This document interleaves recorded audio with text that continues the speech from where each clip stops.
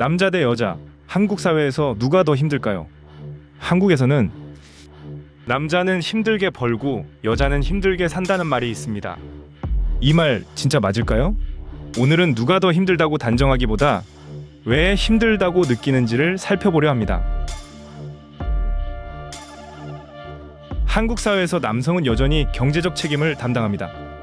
군대, 취업, 결혼, 이 세 가지는 지금도 남성을 평가하는 기준이 됩니다. 어릴 때부터 남자는 경제적 책임을 져야 한다는 말을 들으며 자라죠. 그래서 직장에서는 야근이 당연하고 힘들다는 말 대신 괜찮다를 반복합니다. 하지만 현실은 냉정합니다. 한국 남성의 평균 근로시간은 OECD 평균보다 20% 길고 장시간 노동과 휴일에도 일하는 비율이 높습니다. 결혼을 준비하려면 평균 2억 원에 가까운 비용이 듭니다. 남자가 집은 있어야지. 이 문장은 여전히 결혼 준비의 불문율처럼 작동합니다. 남성에게 경제력은 선택이 아니라 필수입니다. 여성의 현실도 다르지 않습니다. 여성 고용률은 남성보다 15% 낮고 평균 임금은 약 30% 적습니다. OECD 성별 임금 격차 1, 2위를 꾸준히 기록하는 나라가 한국입니다. 출산 이후 회사를 떠나는 여성은 10명 중 4명이고 그 중에서도 절반 이상은 다시 복귀하지 못합니다. 그렇다고 육아휴직을 써도 팀의 민폐라는 시선을 받습니다. 일을 택하면 가정이 없다고, 가정을 택하면 경력이 없다고 말하죠. 남성은 책임의 무게로, 여성은 불안의 그림자로 지쳐갑니다. 사회는 남성에게 버텨라, 여성에게 참아라를 가르쳐왔습니다. 남자는 울면 안 되고 여자는 웃어야 한다. 누가 만든 기준일까요? 남성은 감정을 드러내면 안 된다고 교육받아 왔으며 군대와 조직 문화 속에서는 감정을 숨기는 법부터 배웁니다. 남자는 울면 안 된다는 말은 아직도 일상어입니다. 그래서 아파도 웃고 슬퍼도 괜찮은 척합니다. 여성은 반대로 솔직하게 감정을 드러내면 예민하다, 감정적이다라고 평가받습니다. 또한 능력보다 태도가, 실력보다 외모가 먼저 언급됩니다. 나이가 들면 결혼 여부로, 결혼을 하면 출산 여부로 평가가 이어집니다. 남성은 감정을 숨기고 여성은 업무 외적으로 평가받는 사회. 결국 둘 다 역할의 틀에 갇혀 있습니다. 남성은 늘 경제적으로 든든해야 한다는 기준에 맞춰 살아갑니다.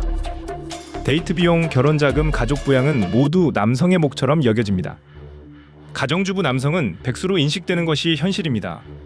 그렇다고 감정을 표현하면 기운 없다, 도움을 구하면 의존적이다라는 말을 듣습니다. 강해야 하고 흔들리지 말아야 한다는 압박 속에서 남성은 스스로를 채찍질합니다. 여성은 또 다른 기준에 맞춰 살아갑니다. 경제적으로 자립하면 센 여자라 하고 가정에 머물면 시대에 뒤처진다고 말합니다. 직장에서는 성과를 내야 하고 집에서는 따뜻해야 한다는 이중의 기대가 따라붙습니다. 요즘 사람들은 남녀를 막론하고 비교 속에 삽니다. SNS에는 잘생긴 얼굴, 완벽한 몸, 부유한 일상이 끊임없이 올라오죠. 실제로 한국은 미용 산업 규모가 GDP 대비 세계 1, 2위를 다투는 나라입니다. 남성도 외모 관리에 돈을 쓰지만 여성의 경우 20대 평균 화장품 지출액이 남성의 6배 이상입니다. 남성은 피트니스, 성공, 스펙으로, 여성은 피부, 몸매, 스타일로 경쟁합니다. 하지만 이런 경쟁은 누구도 행복하게 만들지 않습니다. 남자는 스펙으로, 여자는 외모로 평가받는 세상. 모두가 서로를 부러워하면서도 누구도 행복하진 않습니다. 결혼정보업체 조사에 따르면 여성이 선호하는 배우자의 연소득은 평균 5천만 원 이상이고 남성은 외모와 나이를 중요하게 본다고 합니다. 사랑이 아니라 조건이 기준이 되는 세상. 혼인율은 20년 전보다 절반 가까이 줄었고 현재 출산율은 0.7명대로 세계 최저 수준입니다. 사랑은 부담이 되었고 결혼은 계산의 결과가 되었습니다. 결혼은 더 이상 인생의 기본값이 아닙니다. 조건과 부담에 지쳐서 결혼을 포기합니다. 사랑마저 경쟁의 연장선에 놓여버렸습니다.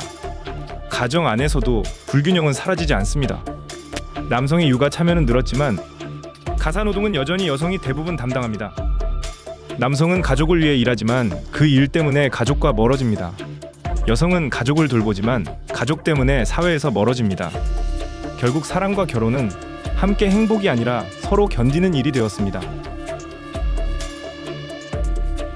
남성은 힘들다고 말하지 않습니다. 남자가 왜 약한 소리를 하냐는 말을 들을까 봐서죠. 그래서 조용히 무너지고 외롭게 버텨냅니다. 한국 남성의 자살률은 여성보다 2.5배 높습니다. 특히 30에서 40대 남성이 가장 위험한 연령대입니다. 감정을 숨기고 사는 사회의 결과입니다. 여성은 반대로 감정을 표현해도 문제입니다. 예민하다, 감정적이다, 힘들면 그만둬라. 직장에서는 감정 조절을, 가정에서는 감정 관리를 요구받습니다. 남성이 화를 내면 스트레스가 많아서 그렇겠지라고 하지만 여성이 화를 내면 성격이 까다롭다고 말합니다. 남성과 여성에게 이것은 감정의 사회적 차별입니다. 법과 제도 역시 남녀가 느끼는 불평등을 완전히 해소하지 못했습니다. 여성은 성폭력, 스토킹, 직장 내 성차별 같은 현실적인 위협 속에 살고 있습니다. 신고율은 높아졌지만 피해자 보호 제도는 여전히 미흡합니다. 안전은 보장되지 않고 2차 피해는 여전합니다. 반면 남성들은 다른 형태의 불평등을 말합니다. 병역 의무는 남성에게만 부과되고 동일 범죄에는 남성에게 더 가혹한 판결이 내려집니다. 이혼 후 양육권 분쟁에서는 여전히 여성에게 유리한 판결이 많습니다. 젠더 갈등이라는 단어 속에는 각자가 느끼는 다른 종류의 억울함이 들어있습니다. 법은 평등을 약속하지만 현실에서의 평등은 아직 완성되지 않았습니다. 이건 어느 한쪽의 피해가 아니라 사회가 아직 완전히 균형을 찾지 못했다는 증거일지도 모릅니다. 요즘 세대에게 가장 중요한 단어는 공정입니다. 하지만 그 단어는 언제나 갈등을 부릅니다. 여성은 여전히 차별이 존재한다고 말하고 남성은 이제는 역차별이 심하다고 말합니다. 서로의 경험이 다르기에 누구도 상대의 불평등을 완전히 인정하지 못합니다.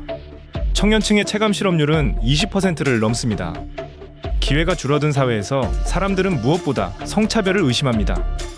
왜 나는 안 되는가? 이 질문은 남녀를 가리지 않습니다. 모두가 피해자라고 말하지만 누구도 가해자를 정확히 지목하지 못하는 사회. 공정은 희망이 아니라 절망이 되었습니다. 한국의 주거비 부담률은 OECD 평균의 2배이고 비정규직 비율은 여전히 높습니다. 남성은 능력으로만 평가받는 사회에서 부담을 느끼고 여성은 능력 외적으로 평가받는 사회에서 지칩니다. 아직까지도 육아휴직의 80% 이상은 여성이 사용하고 남성의 정신건강 지원 제도는 거의 없습니다. 누가 더 힘든지를 따지는 건 타는 집 앞에서 누가 더 덥냐고 싸우는 것과 같습니다. 남자도 힘듭니다. 그리고 여자도 힘듭니다. 남성은 버텨야 한다는 말 속에서 여성은 이겨내야 한다는 말 속에서 지쳐갑니다. 누구의 고통이 더 크다고 단정할 수 있을까요? 돈으로, 통계로, 감정으로 비교할 수 없는 문제일지도 모릅니다. 어쩌면 중요한 건 누가 더 힘든가가 아니라 왜 이렇게까지 모두가 힘들다고 느끼는가일지도 모릅니다. 이 사회에서 살아간다는 건 누군가에겐 경쟁이고 누군가에겐 생존입니다. 남자와 여자는 서로 다른 방식으로 아파하지만 그 아픔이 덜하거나 더하다고 말할 수는 없습니다. 결국 우리는 모두 같은 질문을 하고 있을지도 모릅니다. 나는 왜 이렇게 힘든 걸까? 여러분은 어떻게 생각하시나요? 당신은 이 시대에 누가 더 힘들다고 느끼십니까? 남자라서 남자, 여자라서 여자가 더 힘들다고 느껴지시나요? 아니면 모두가 다 힘들다고 생각하시나요? 댓글로 여러분의 의견을 남겨주세요. 끝까지 시청해주셔서 감사합니다.